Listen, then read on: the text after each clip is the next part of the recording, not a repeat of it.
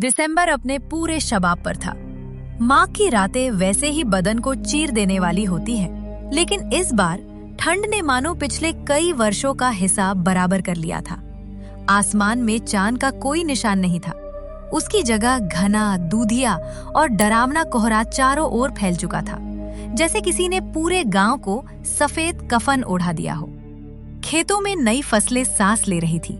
गेहूं की बालियां अब भी हरी थीं और सरसों के पौधों पर कली फूटने ही वाली थी। दिन में यही हरियाली आंखों को सुकून देती थी, लेकिन रात होते ही यही खेत किसी काले, अंतहीन समुद्र में बदल जाते थे।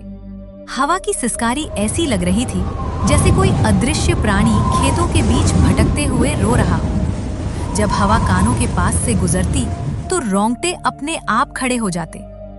घड़ी में रात के ठीक 9 बज रहे थे, मगर गांव की खामोशी देखकर लगता था जैसे आधी रात कब की बीत चुकी हो। सियार भी आज चुप थे। शायद ठंड ने उनकी आवाजें भी जमा दी थी। बस पत्तों से टपकती ओस की बूंदें जमीन पर गिरकर घड़ी की टिक टिक जैसी आवाज कर रही थी। गांव धनपुरा के पश्चिमी सिरे पर खेतों के बीच एक पुराना मचान खड़ा था। उसके नीचे 4 लोग गोल घेरा बनाकर बैठे थे।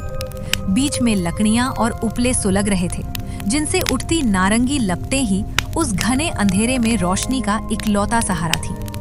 फिर भी बर्फीली हवा उनके कपड़ों को चीरती हुई शरीर में ऐसे चुभ रही थी जैसे हजारों सुइयां एक साथ गड़ रही हों। हरखू ने आग की तरफ हाथ बढ़ाते हुए हथेलियां रगड़ी और लंबी सांस ली। भाइयों, आज की ठंड तो जान ही निकाल लेगी।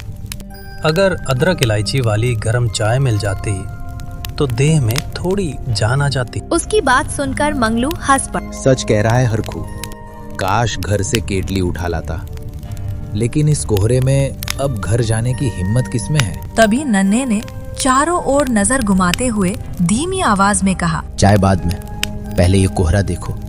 हाथ को हाथ नहीं सूझ रहा। आज अगर कोई जानवर खेत में घुस गया तो हमें पता भी नहीं चलेगा। मुझे तो ये कोहरा ठीक नहीं लग रहा, उसने डर दबाते हुए जोड़ा। ऐसा लग रहा है जैसे आसमान से कोई मुसीबत उतर आई हो। नन्हे की बात में अजीब सच्चाई थी। दृश्यता लगभग खत्म हो चुकी थी। डर का हल्का साया सबके चेहरों पर उतर आया। तभी अब तक चुप बैठे देवीनाथ बोले। उनकी आवाज में उम्र और अनुभव का वजन था। अरे नादान हो तुम लोग, यही कोहरा, यही ओस खेत की जान है। इसी से गेहूं में दाना पड़ता है। ये हमारा दुश्मन नहीं, हमारा अन्नदाता है। सब चुप हो गए। देवीनाथ की बात सही थी, लेकिन आज का कोहरा कुछ अलग ही लग रहा था। इसमें एक अजीब भारीपन था, एक ऐसी खामोशी जो तूफान से पहले आती है। अचानक सूखे पत्तों के चरमराने की आवाज आई। चारों चौकन्ने हो गए। मंगलू ने पुरानी लालटेन उठाकर उस दिशा में रोशनी डाली। रोशनी कोहरे से टकराकर लौट आई, लेकिन उसी धुंधली पीली रोशनी में एक आकृति नजर आई। चेत की मेड़ पर 2 बैल खड़ा था। उसकी आंखें लालटेन की रोशनी में चमक उठीं। वो बिल्कुल स्थिर था, जैसे पत्थर की मूर्ति। उसकी चमड़ी इतनी काली थी कि वो रात का ही हिस्सा लगता था। गले में बंधी घंटी हिल रही थी, मगर उससे कोई आवाज नहीं निकल रही थी। हरखू ने नन्हे को कोहनी मारी। देख, बैल आ गया। जा भगा दे, नहीं तो फसल चौपट कर देगा। मन न होते हुए भी हरखू डंडा लेकर आगे बढ़ा। हट हट, यहाँ से भाग, वो चिल्लाया। बैल ने एक बार उसे देखा। उसकी आंखों में कुछ ऐसा था जो किसी आम जानवर का नहीं लगता था। फिर वो धीरे धीरे कोहरे में चल पड़ा। हरखू उसके पीछे गया और तभी बैल अचानक गायब हो गया। ऐसा लगा जैसे वो कोहरे में घुल गया हो। हरखू सन्न रह गया।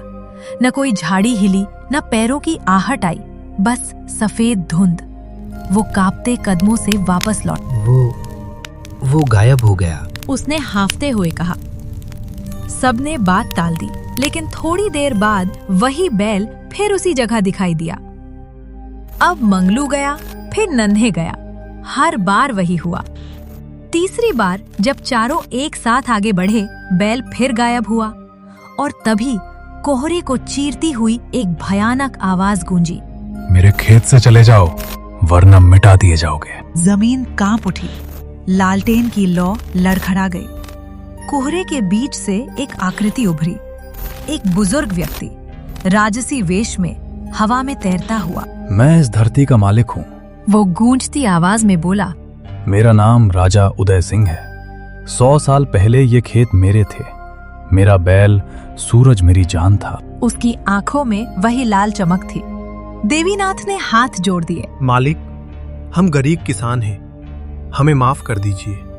हम आपकी जमीन का सम्मान करेंगे। काफी देर की खामोशी के बाद कोहरा धीरे धीरे छटने लगा। रूह की आवाज नरम पड़ गई। जाओ, किसान का पसीना अनमोल होता है, लेकिन याद रखना ये जमीन उधार की है।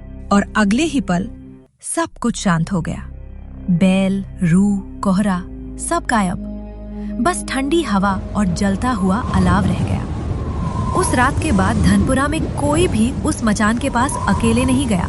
और आज भी दिसंबर की कोहरे वाली रातों में लोग कहते हैं, एक काला बैल अब भी उन खेतों की रखवाली करता है।